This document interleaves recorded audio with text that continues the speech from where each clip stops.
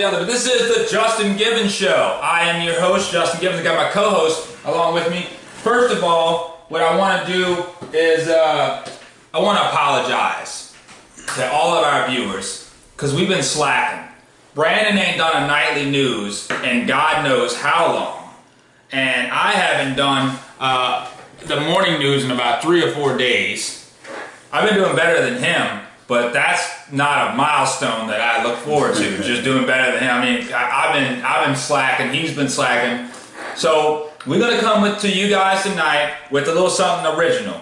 We're gonna talk about some movies. We know everyone out there, they love movies, and we're gonna keep it movies only, strictly movies. But if you want, we can do a TV show one like this. We're just gonna name all some awesome, epic. Did I hit record on that one? Mm-hmm. Okay. Some awesome, epic movies, and we're gonna tell you what we think about them. So put a thing up on your phone. What's that? The live. All right. So we just can see who commented. All right. Cool. So yeah, if y'all got any movies y'all want us to definitely talk about, we definitely will. So have the comments going. Justin's gonna go to the live as well, so you can see the comments and we can go from there, baby. So anything y'all want to interject with, talk about these movies with us, man, go ahead, man, because we got a couple of different movies on here, from war to mostly action. We try to keep it action, strictly action this one. But if you want, we'll even go as low down, as gay as chick flicks if you guys like this. Why does chick flicks gotta be gay, man? All right, true, very true. We'll even go as feminine. And why you gotta be sitting higher than me too, man? It must. You know I'm bigger than you. I think we're. Does that make you feel better? Yes. All right. There we go. Oh look. We're actually live here. So. Can you put the comments? Look. Brittany, hey cousins, love y'all. Guess they'll be coming in right down here. All right. So Brittany, we love you too. So. Because. Let's do this. Let's just jump right in. Apocalypto. Now, Apocalypto is that movie where they speak only Mayan or Mayan, Aztec, one of the two, and it's by Mel Gibson, and it's about this guy Jaguar Paul, whose village gets massacred, and he's sent off to be a slave. Sacrifice. Well, yeah, that's what it's sacrifice. A sacrificial thing for. They was chopping off heads. They go to the top of this pyramid and they put their head and they chop it off. The head is go rolling all the way down. It's crazy. And he gets lucky and gets free, and he. No, he didn't get free. He had to earn his freedom. With the eclipse. Remember they had the eclipse, and they were like, "We don't need any more today." No, but what they did was, remember they had them lined up. They were using it for target practice. They used it for target practice. So right. Like, hey, if you can make it to the cornfield that was down there, you can make it to the cornfield. Keep talking, man. If you can make it to the cornfield, then you're free to go. I know who that is. Sorry, Brandon is obviously a very popular guy, and he just got some phone calls. No, I didn't. I was a bill collector. Hey, baby. Right. But yeah, man, they were using them as target practice. They pretty much had this open piece of land. Like, hey, look, y'all have to go ahead and take off. If you can dodge all these, not bullets, let's say bullets, all these spears and arrows, the rocks that they were slinging. If you can avoid them, then you good. If you get past all of that stuff, then you are gonna make it. But a twist happened. The guy Jaguar Paul actually got hit with an arrow. And so once you got hit, pretty much they sent their soldier out there to pretty much finish the job. And it was the leader's son, not the leader. It was it was the king's son went out there to go finish the job and general, not king. General, the general's son. The general's son went out there to go kill the remainder, and Jaguar Paul was pretty much faking like he was dead. Took the little arrow, stabbed him. Through the throat, man, and then it's a pretty much a huge chase scene after that, a deadly chase scene through the Amazon or Amazon-ish jungle. Right, man, and it's crazy how he had the awareness of the jungle, because it was familiar with the Amazon, it was familiar with the jungle, so he know what to do what to do it, how to hide, how to blend in. Once he got them on his land, he was like, I'm Jaguar Paul, this is my land, and you come fucking follow me, it's over with for you. You know, one crazy part, when they came, when they came to take over the village, Jaguar Paul's wife was actually pregnant. Right, she's in a well. She was in a well. He threw her down there, like he just pushed her, like, fuck, you gotta go. The baby died, I'm sorry, but I'm gotta save y'all the best way I can. Push him into it. And she has a fucking natural birth in it, because it started raining and things started to fill up. The water started to fill up, and she had a whole baby inside of there, and she pretty much, she was a dog. All right, so this movie we've been talking about is called Apocalypto, by the way, and it's by Mel Gibson. He's the director. What do you rate this movie at on a scale of 1 to 10? I get that one an easy 8. I'm gonna go 9. I'm gonna say for a movie that doesn't have any English in it, that it kept my attention from the beginning to the end, period. And I was satisfied at the end. And that's really good to say for a movie with 0 English. I can say that, yeah, I can, I bump mine up to a 9. I give mine a 9 because, like Jay said, a movie that spoke no English, you're literally reading subtitles. It's to the point that you didn't gotta read the subtitles because you know what's going on. You pretty much know what's being said. Right. Yeah, because you really could put yourself in a situation and what they're doing like that. It was amazing. Like after so long, you realize like, man, they haven't spoken a lick of English. Right. But I know everything that's going on. You see how much we talked about it. All right, we covered Apocalypto. I'm gonna skip down on my list to one that everybody knows. Bad Boys, both 1 and 2. We're gonna group this up. Bad boys, what you gonna do? What you gonna do when they come for you? Not the good, no. You gotta learn the words, man. You gotta learn the words. Yeah, that's a good part, man. Hey, Bad Boys, I loved it, man, because it showed the geniusness of Martin Lawrence and Will Smith. They had a real connection in it. The chemistry. You can tell that you can tell that they're buddies off the screen. Because granted, you have great actors who can act together regardless on any given day.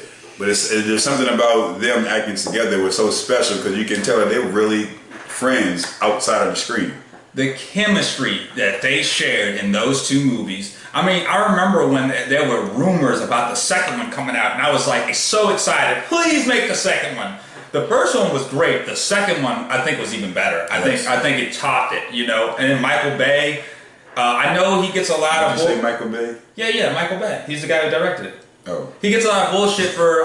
He calling people Bay over here, man. No, Michael Bay. He's the guy who he directed the Transformers. He gets a lot of bullshit for directing movies that have huge explosions in them, and the plot is usually not that thick. It's just a lot of action. It's action-packed movies. But on this one, with him working with Martin Lawrence and Will Smith with the comedy and then the action at the same time, great work. Great film. Great. And I think there's a lot of things in it that we could have. I know it's one scene that we could definitely identify with, especially being a man and the men in the family when the young daughter goes on the first date. Hi, that's a good one.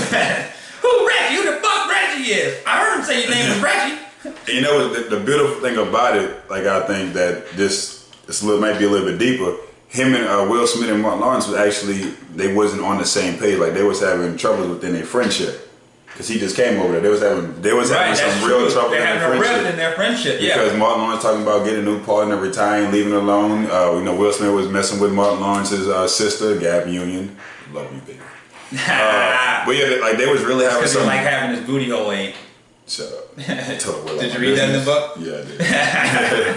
Well, I heard about it. Let me say that. But like they was actually having some real issues within their relationship. But when it came down to something more important to the younger sibling, but to the younger person in the family, which was actually a woman, they bonded. You know what? Let's throw it out the window. That's out the window for right now. Yeah. And that actually made their friendship. They laughed about it afterwards. You ever made love to a man? You want to? Whoever that kid who played Reggie, though, we got to give you that. You played you played a great role. Yeah. For those few minutes you were on screen, you did it right, man. All right, we're going to change gears here. We're going to go to The Patriot. The Patriot. Now, I think almost everyone's probably seen The Patriot. It's another Mel Gibson movie. He is during the Revolutionary Wars where we win our country back, and he's a father that doesn't want to go to war but knows that he might have to, and he's suffering with PTSD from way back in the day in the Indian War where he slaughtered a group of Indians that were probably women and children, probably slaughtered them all, and he's got this huge name. Everybody's like, he's a hero, but he don't want to be a hero because he know he done horrible things in war times, and pretty much he loses 2 sons. And anybody who knows Mel Gibson movies back from like the 80s, the early 90s to 2000s knows you don't piss off Mel Gibson. You do not piss him off. You kill his woman or one of his friends, or you piss him off in a movie, you know he's about to wreak havoc on everybody. And that's exactly what happens in that movie. So my view about The Patriot, granted I haven't seen it in a while, and I can't pretty much recollect too much about it, but I know for a fact I remember it being an awesome movie, and Mel Gibson playing the hell of his role, taking that leadership role, and doing whatever he had to do at it, no matter what. Just doing whatever, and that's one thing I do remember. And like I said, from what I remember, it was a great movie, and I watched that movie more than once. A movie has to be good for anybody to watch it more than once. Right. And I know for a fact I had to see that movie at least about maybe 6 or 7 times, and that was me being a teenager. That's not even in these adult years. Right. That was me being a teenager. I saw that movie about 6 or 7 times. Every time it came on, we watching this today. Right, great movie. 100% great movie. Shows you great old patriot, American pride. That's why they named it The Patriot. It's all about American pride. It's America, America! You know, but great movie. Great movie. You want to pick one, Brandon? Yeah, let's go. Let's go to, let's talk about The Dark Knight. Let's go there. Dark Knight, Batman. Hands down, that's probably my favorite Batman movie. The Dark Knight, The Dark Knight, that's probably my favorite movie with the Joker. You could just group all the Batmans in together, honestly. But you could speak of the one. What was the one? What's the name of that character who died playing the Joker? What's his name? Heath Ledger. Heath Ledger. That guy, honestly. He's in The Patriot too, by the way. Great actor. I'm gonna be honest to you, I feel like the Joker made The Dark Knight such a great movie. What it was. If it wasn't for the Joker, it wasn't for not even just Joker, it wasn't for Heath Ledger. He played the hell out of that role, man. Like that was my favorite character. That's probably one of my favorite characters out of many movies that I've seen. Heath Ledger playing the Joker, because he played it like, man, he sold it. He sold it completely. He sold the show. Every little specific thing about it, he sold it completely. He did that. I agree with that. Method acting at its best, for sure. It sucks that he had to lose his life to it because he got so. It's crazy how somebody gives you such a great role, and this person pretty much put everything into it. Obviously, he killed himself because he went into this depression mode. Like he wanted to make sure he gave us what we was looking for. He gave us a good movie, and that it cost his life. That is the thing about actors that we often forget. Their job is to solely please people that they do not know. Please like me, please like me. That's pretty much what their job is. Please like me, everybody. They are our servants in reality. Almost everyone in the entertainment business is a servant of some type. They are serving us with their talent. And if they're not liked, they become too bougie or too stuck up, they get blackballed. So their whole life is please, please, please like me. Let me show you my talent. And we don't respect that enough. We a lot of times look at them and we think, oh man, they got the light. But their whole life is servitude. Truth be told, they have to put themselves in a position that they've really never been in before. Like Heath Ledger, for example, he had to put himself into a mentally insane person's mind. Right. And everybody has joked around being something that's not themselves. Everybody has joked around being that. But this guy had to fully sell it to make it be like, well, I'm not joking. This is really real. This is not no fake. This is actually what it is. What you're seeing. Now, that takes the diving into off the deep end. He purposely dove off the deep end to give us a character. Like, if that's not commitment, I don't know what it is, man. Like, he dove off the deep end to give us a character, and it gave us a great movie. Probably one of the best Batmans to me personally. I think so too. I'm gonna. I just cheated. I looked off of Brandon's list over there, and I seen Back to the Future. So I'm gonna. I love Back to the Future. I love almost all of them, but the first one to me is the best one, and it is just great. I love it how you can't mess with time and the futuristic thing, and then you go back to the past and you make out with your mom, which is weird as shit. But great movie. Hey, what they call him, Calvin Klein in the movie because he's wearing Calvin Klein underwear. It's great. It's the whole thing about it, and standing up to bullies. You know, that's a great thing. I think that's a lot of things that we don't do a lot anymore in America, I think more or less parents have to stand up to the bullies more than the children do. And that's, I think when a child stands up to his bullies, it's character building.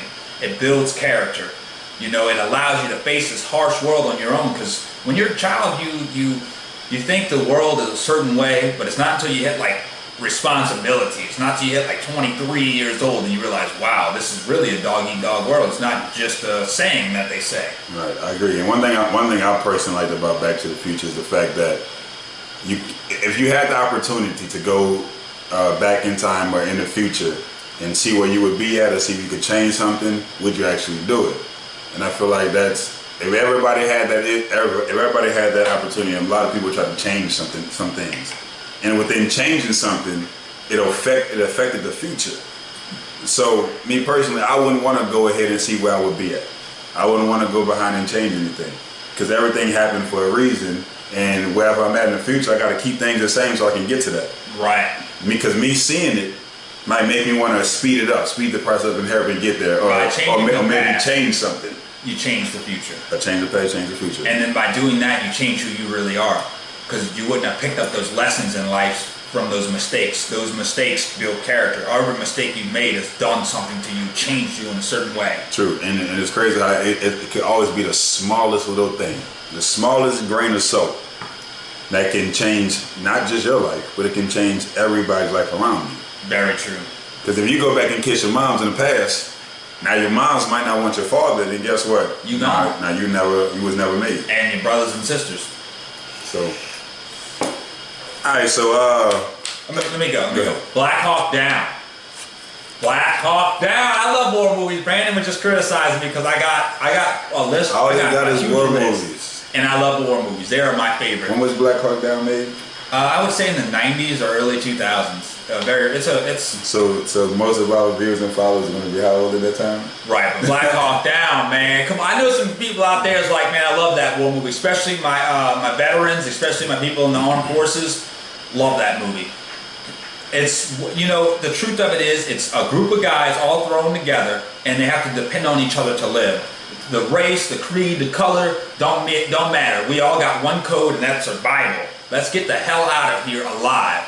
And there are nothing can bond men together like war. And that's the reason why I like war movies, because it's just the true brotherhood where I would shed blood for you and you would shed blood for me, and I would sacrifice my life to save yours, and you would do the same in return, because there is no other way to survive.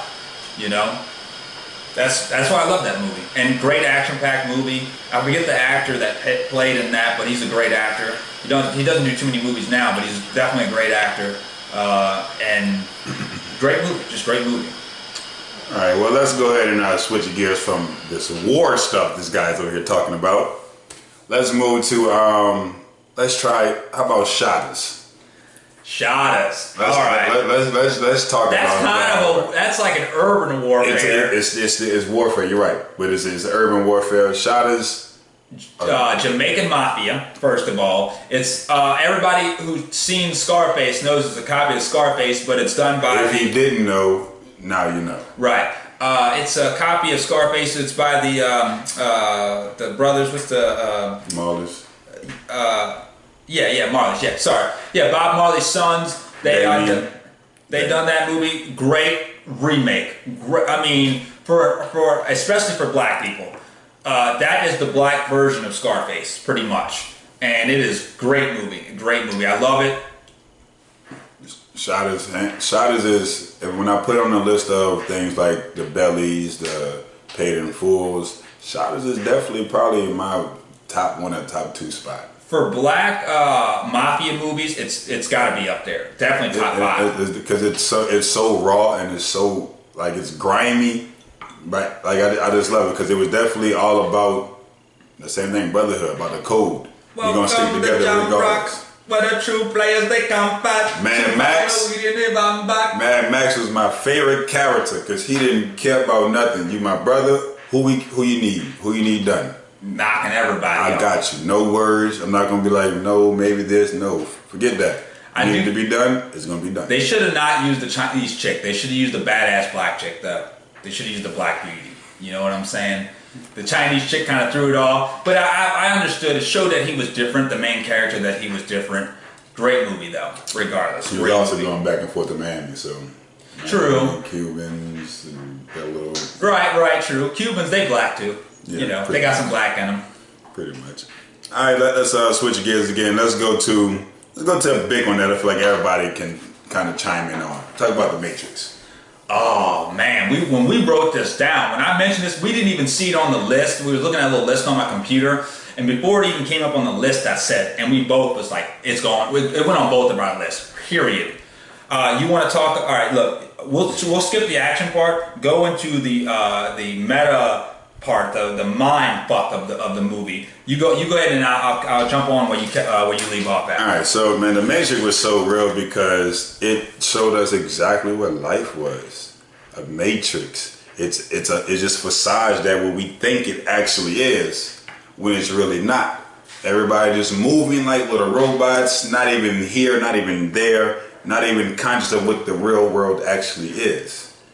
You know what I'm saying? Then when you find out, you get mindful, like, where am I at? That's what happened with Neo. He wanted to know what was real. He wanted to know what the real world looked like, and they showed him. He's like, nah, this is a dream. This isn't real. I don't want to believe this. And then he had to believe it to fully understand, to be who he was meant to actually be. And I think once we understand, like, the world is not everything that we see that it is to be. Like I always say, believe none of what you hear, half of what you see. Very true. Because a lot of things you see isn't real. Let me interject. Go ahead. It's almost like a coming to adulthood film in that aspect, because as a child you're taught this is the way the world is. You got to be fair. You got to do everything that's right. And you don't lie. You don't steal.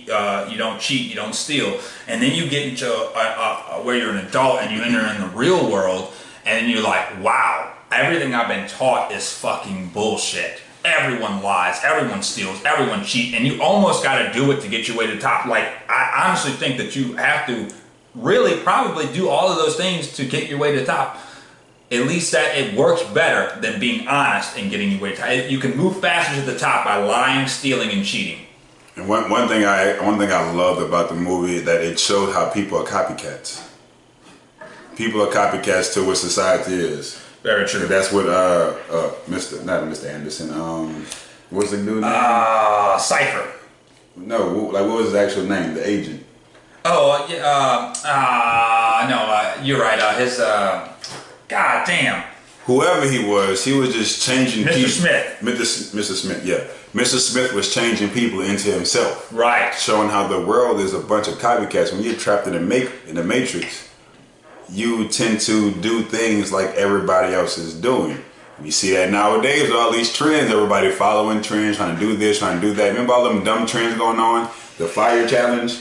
Yeah. The little drowning yourself, put the water in your mouth and spit it. That all them weird ass challenges, that showed what the Matrix was showing back in 2000. You're losing your individuality. Exactly.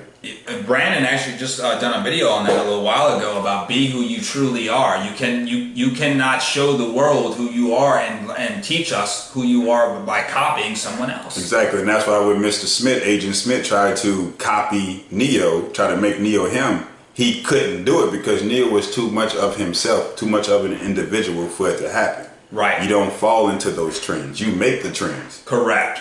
You dig? And I made a point about that, man. You make your own trends. Don't be trying to be a copycat of this world, because you're not going to do the world any justice. It's almost like the 4-minute mile. For years, people thought it was impossible.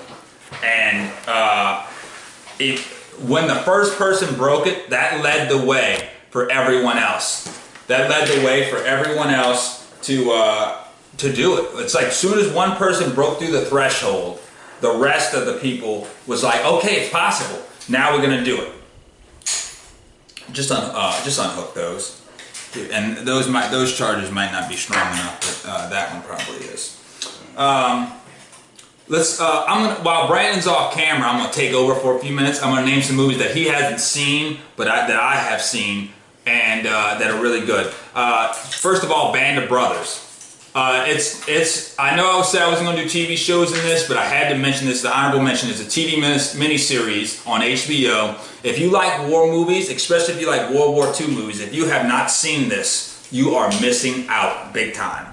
Also, The Pacific is a spin-off of Band of Brothers, and it is really great. Let's see here. Any more war movies that Brandon hasn't seen? I haven't seen a lot of them. It's a lot of war movies I haven't seen. I love war movies, so I'm gonna be the expert. He's a father of he's a father. He's the son of a World War II veteran, and also Korean War, and my dad did 1 year in the Cold War, believe it or not. So my dad was born in 1927. I know I'm only 25 years old, and that don't make sense, but Papa he was a Rolling Stone. Yes, he was a player. Wherever he lit his hat was his home. And when he died, oh, he left us was alone.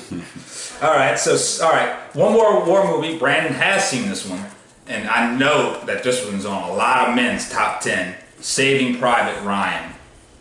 Great fucking, that battle scene when they on the beach and guys just mama and getting arms blown off, and one dude gets shot in the helmet and he looks at his helmet, he survives the shot, looks at his helmet, gets hit right in the head after taking off his helmet.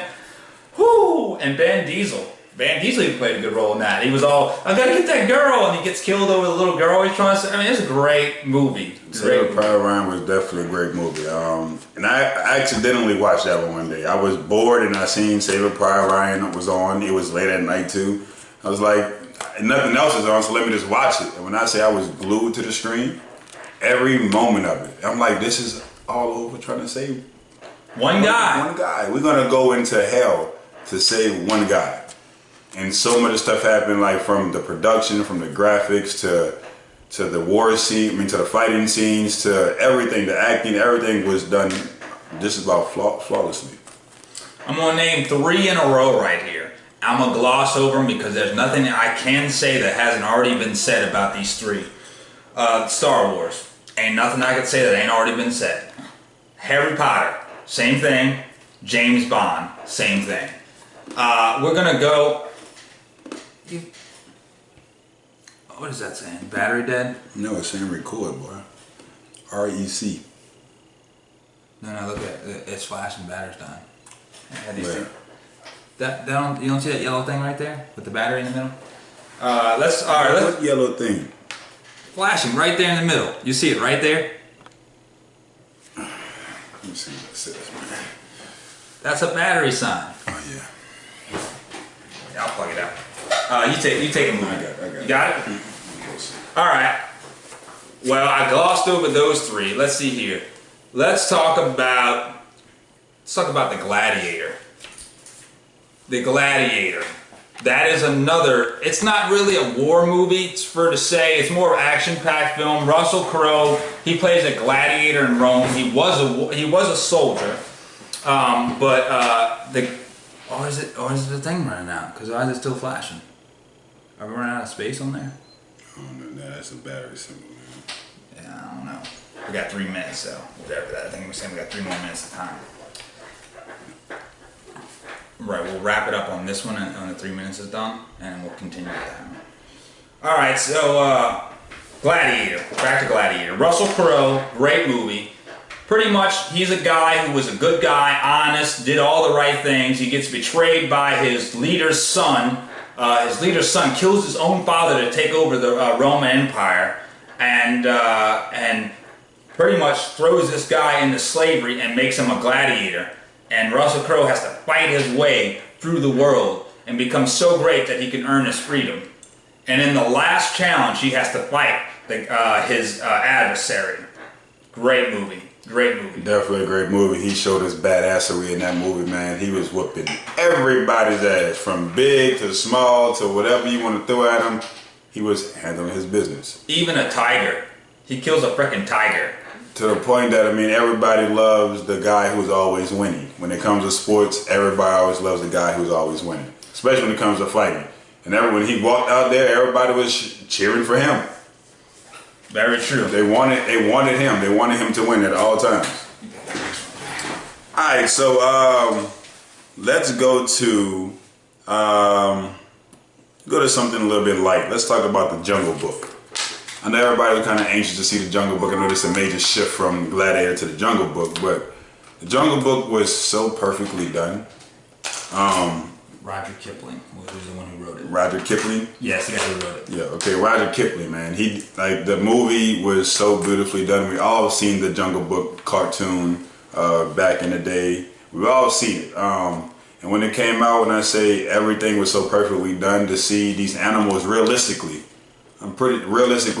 talking, using all these mannerisms and making a movie everything what it was, man. It was such a beautiful thing. And it was a lot of action in that movie as well, to see a baby cub. What was it? Man cub, boy cub, something like that. I forgot. You forgot it? I think it was a man cub, something like that. No, it was a great movie, man.